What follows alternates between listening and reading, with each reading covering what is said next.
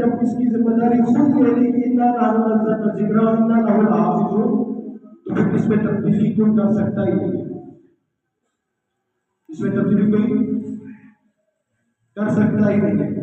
اس لیے ذالک الکتاب لا ریب فیہ، وہ کتاب عیب سے پاک ہے جس کو جمع کرنے والے سیدنا صدیق اکبر تھے، جمع کرنے والے فاروق اعظم تھے، جمع کرنے والے حضرت عثمان تھے۔ آج انہی کی عزتوں پر وار کیے جا رہے ہیں کیونکہ یہ بنیاد اسلام ہے۔ سیدنا صدیق اکبر تو اول بنیاد ہے، اس لیے ان پر اعتراض زیادہ ہے۔ اب اس مثال آپ پوچھ سکتے ہیں ایک عمارت آپ نے بنانی ہے، اس کی بنیاد مضبوط ہوگی تو عمارت مضبوط ہوگی نا۔ جب بنیاد کھوکھلی ہو تو عمارت آپ جتنی مرضی خرید کر رہے ہو کھوکھلی ہوگی، ٹھیک ہے۔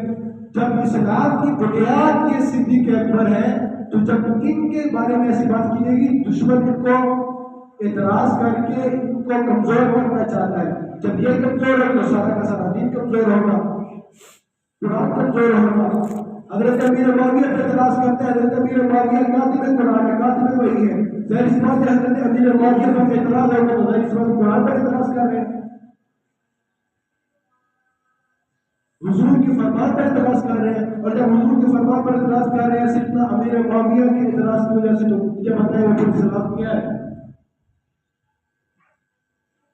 اس لیے ہمیں اس بات کی سمجھنے کی ضرورت ہے، اللہ رب العزت نے اس لیے فرما دیا انا نحن نزلنا الذکر وانا لہ لحافظون، کہ ہم نے اس ذکر کو نازل کیا ہے، ہم اس کی حفاظت کریں گے۔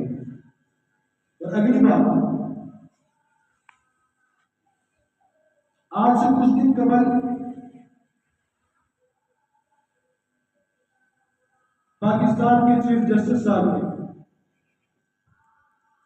ختم نبوت کے بل میں ایک ترمیم کی۔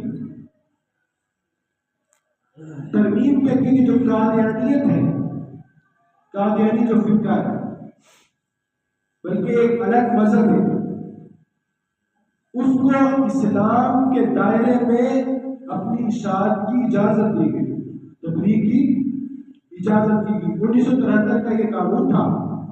اس قانون کے پیچھے بھی بہت ساری قربانیاں ہیں، بہت ساری محنت ہے، 10,000 قربانیاں علماء دیوبند نے دی ہیں، تب جا کے قانون بنا اور چیف جسٹس صاحب نے اجازت دی یہ اپنے دین کی، اپنے مذہب کی تبلیغ کر سکتے ہیں۔ تبلیغ کیسے کر سکتے ہیں؟ جب ان کو قانون دائرہ اسلام سے خارج کیا ہے، یہ کافر ہے، اگر ان کو اجازت دی جائے گی ان کی عبادت کیا ہے، مسلمانوں کی عبادت گاہوں کو متشابہ ہے،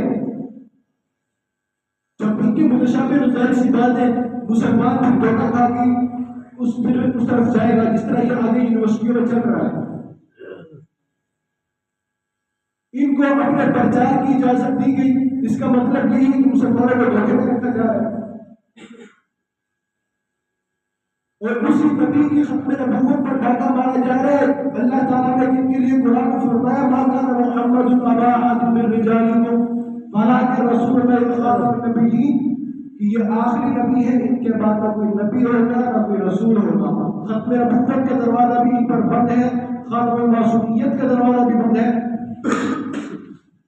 ختم رسالت کا دروازہ بھی ان پر بند ہے، یعنی کہ نبوت اور رسالت دروازہ بند ہو چکا۔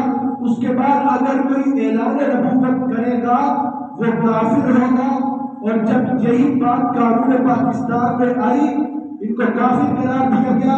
آج سے کوئی اٹھ کے چیف جسٹس ان کو اجازت دے، مجھے بتاؤ یہ ڈاکہ ہے کہ نہیں؟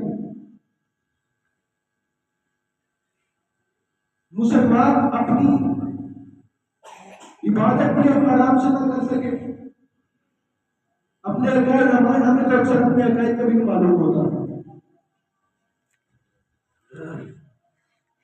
اور چیف جسٹس قاضی فائز عیسیٰ صاحب نے یہ اعلان کیا کہ ان کو اجازت ہے، ٹھیک ہے۔ یہ اجازت کا مطلب یہی ہوا مسلمان کی متشابہ ان کی جو تبلیغ ہے، ان کی تبلیغ بھی جیسے ہمارے مسلمان کرتے ہیں، تبلیغی جماعت والے جس طرح کرتے ہیں ویسے، اور یہاں تک کہ انہوں نے اپنی جنت بھی بنائی ہوئی ہے، اپنی جہنم بھی بنائی ہوئی ہے۔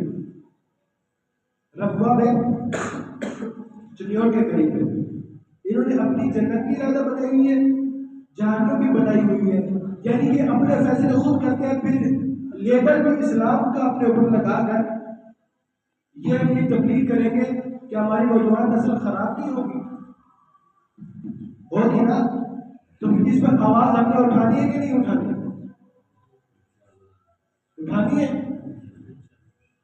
انشاءاللہ ہم اس پر آواز اٹھائیں گے۔ ختم نبوت ہمارا بنیادی عقیدہ ہے، اس پر ہماری جان بھی قربان ہے۔